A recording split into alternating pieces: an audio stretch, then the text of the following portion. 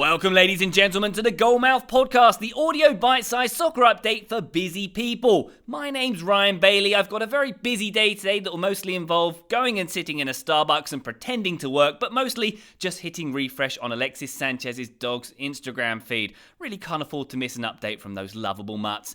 Anyway, before I get to that, it's Friday, November 4th, the eve of the anniversary of the 17th century gunpowder plot that nearly saw the British government blown to smithereens, and the final Friday before the government in this country is potentially blown to smithereens in a slightly different way, if you catch my...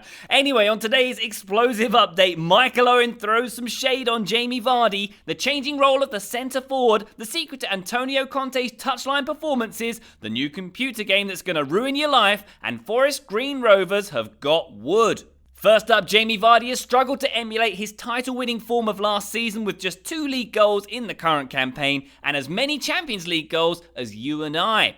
Last season, the former non-league hitman scored in 11 consecutive games, and that's how many he's gone without finding the net right now. Thankfully, Michael Owen has explained exactly why the Leicester striker isn't a natural finisher, apparently. Speaking on BT Sport, the former Liverpool man said he's the type of centre-forward or type of finisher that's very much head down and hit it. He goes for a lot of power. He's not necessarily a real cute, classy type of finisher. That's kind of true. No one's ever described Vardy as cute, but Owen continued, even when he was scoring loads of goals last season, he wasn't convincing me as a natural finisher. Yeah, that's right, Michael Owen always knew that Vardy was bad. Even when he was good, Michael Owen knew he was bad. Hindsight's a wonderful thing, isn't it? Well, Owen was undoubtedly a fantastic striker in his time, but according to Jonathan Wilson's latest missive in The Guardian, he probably wouldn't have a role in the modern soccer landscape. In a piece titled, "What is a centre forward?", Wilson explains how modern managers demand that their strikers contribute to winning the ball back and defensive play, rather than the opportunistic poaching that Owen used to specialise in. Pep Guardiola, Antonio Conte and Jurgen Klopp have all insisted that scoring goals is simply not enough in the modern climate of high pressing. The man up top has to start the process of winning that ball back. Wilson's feature is thoroughly worth checking out on the Guardian website, if only to see how he manages to make tactical references to 1920s Austria and Dynamo Kiev forwards from the 1960s. So very hipster. Next up, ever wondered how Premier League managers are able to successfully shout their instructions to players 50 yards away from the touchline in spite of 50,000 people shouting all around them? Well, for Antonio Conte, the secret is ambrosoli al mille.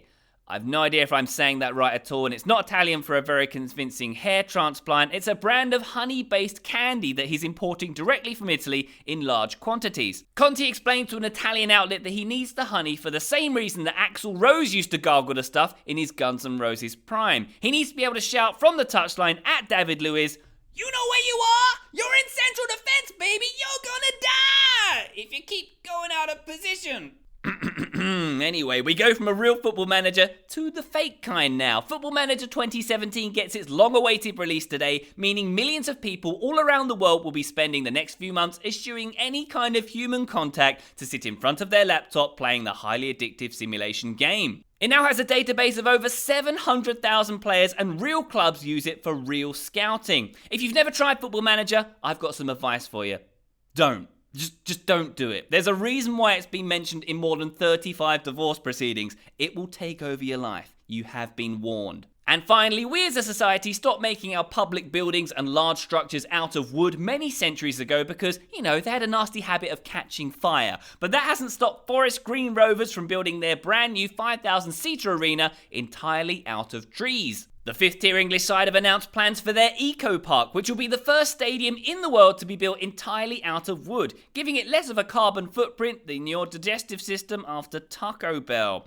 It's designed by the same people who made 5 stadiums for the Qatar World Cup, which might be the least eco-friendly project in all of soccer, by the way, but hey, it looks great, and it will suit a club who are already a vegan outfit. They're an all-vegan outfit. No cheeseburgers or fun of any kind at that new stadium. Alright, that'll do it for today's Goalmouth. You can explore all these stories in greater detail by clicking the link in the show notes, or even better, by subscribing to the Goalmouth newsletter. Have yourself a wonderful weekend. My esteemed colleague Brooks Peck will be with you on Monday's pod. I leave you with our top tip. If you're building a stadium out of wood, be careful about having matches there. Love to your mothers. See you next time.